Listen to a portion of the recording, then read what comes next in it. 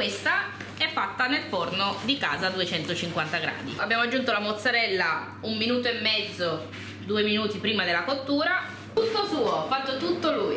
Per questo impasto, quindi faremo la pizza in teglia, abbiamo 1 chilo di farina, 800 di 00 e 200 di tipo 1, proteine 12,5, 700 ml di acqua. La tipo 1 la vediamo più scura perché ha germe e crusca.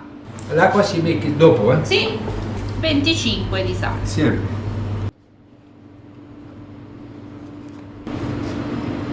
E che pizza fai di solito? Non faccio pizza perché non so fare pizza. Quando ho fatto uno mi ha fatto paura. Prima apprendere e poi provare. Sì, perché sì, sì, la gente vuole fare la biga a 50-70%, però non sa fare la pizza. Esatto, Allora... la mia prima pizza l'ho fatta a 5 anni.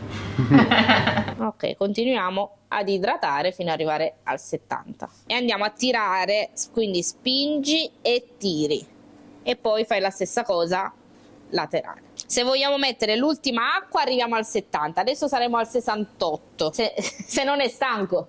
Adesso facciamo assorbire anche l'olio, vediamo all'interno come siamo messi. Ok, Un po' più, eh?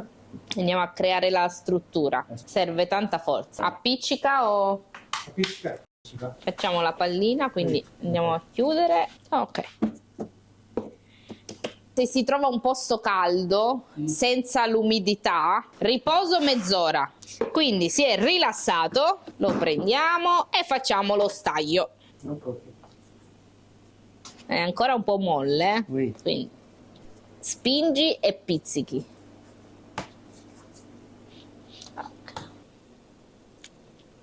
Bene, ed ecco l'impasto di Jean Paul: 70% di idratazione, 20% di tipo 1.